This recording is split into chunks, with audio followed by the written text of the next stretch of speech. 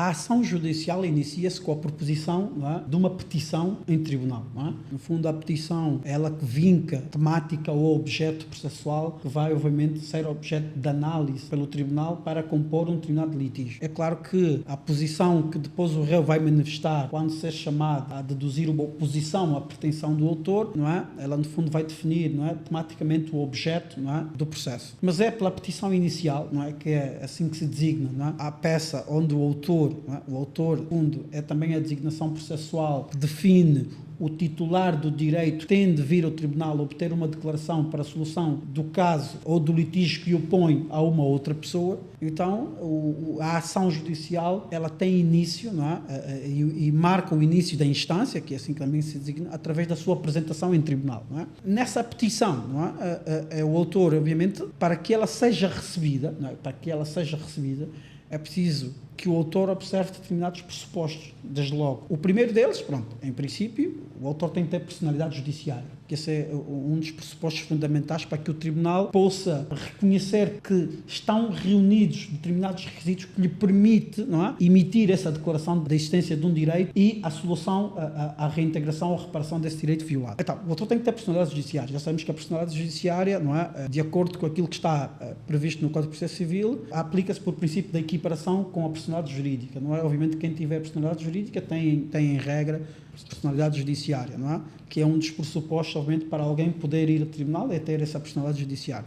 Sendo pessoa humana, obviamente que essa personalidade judiciária adquire-se com o nascimento completo e com vida, não é? Essa é, obviamente, a consagração que está no Código Civil. Sabendo que, obviamente, que não são só as pessoas humanas que, em termos do nosso sistema normativo, têm personalidade judiciária. Há determinadas entidades, não é, coletivas que também são reconhecidos direitos jurídicos, como tal também personalidade judiciária, de acordo com o princípio da equiparação. A ação proposta pela Associação dos Animais, naquele exemplo, pois, se essa associação... emperrava aqui. Sim, se essa associação, obviamente... Porque, assim, entre nós, assim... Só para fazer uma sim, eu estou a ligação. perceber, assim, e uma questão importante, obviamente, trazida desse exemplo, é aquilo que se discute já em alguns ordenamentos jurídicos, é da questão da personalidade jurídica dos animais, não é? Saber, obviamente, os animais se lhe é reconhecido ou não personalidade jurídica, não é? E há ordenamentos jurídicos em que há uma evolução nesse sentido, não é? E nesse caso concreto, no exemplo que aqui trouxe, poderia nem ser por via de uma associação dos animais, protetora daqueles animais, mas poderia ser por via dos próprios animais a interporem uma ação judicial, obviamente, quer dizer,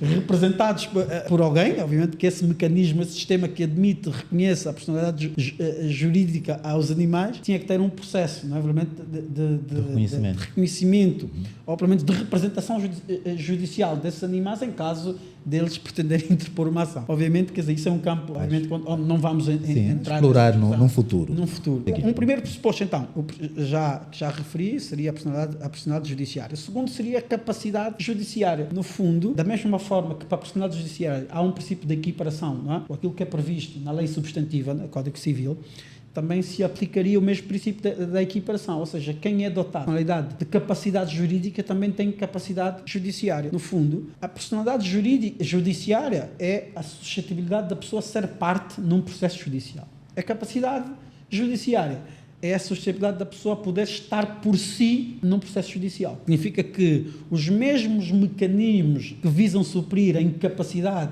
e falamos aqui da incapacidade jurídica de exercício, não é? Também seriam os mesmos que suprem a incapacidade judiciária, porque a suscetibilidade de poder ser parte em juízo pode ser suprida pelos mesmos mecanismos que se suprem a incapacidade jurídica. Por exemplo, se um menor que não tem capacidade de exercício, obviamente, ele não está privado de poder interpor uma ação em tribunal. Agora, se o suprimento é por via da representação, através do poder patronal, ele também pode interpor uma ação por via, obviamente, do Instituto da Representação pelo poder patronal. Significa que quem é parte não é o pai ou a mãe, não é? Nos termos dessa lei, o pai e a mãe quiser, obviamente, interpor uma ação em nome do menor, têm de estar os dois acompanhados, a não ser que haja divergência entre eles, depois o juiz tem que determinar quem é que, no caso, passa a representar o menor. Mas, no caso, quem é parte não são os pais, seria o menor. Quer dizer que o menor pode ser parte em juízo desde que suprida essa incapacidade por via, obviamente, da representação ou pela tutela, no caso.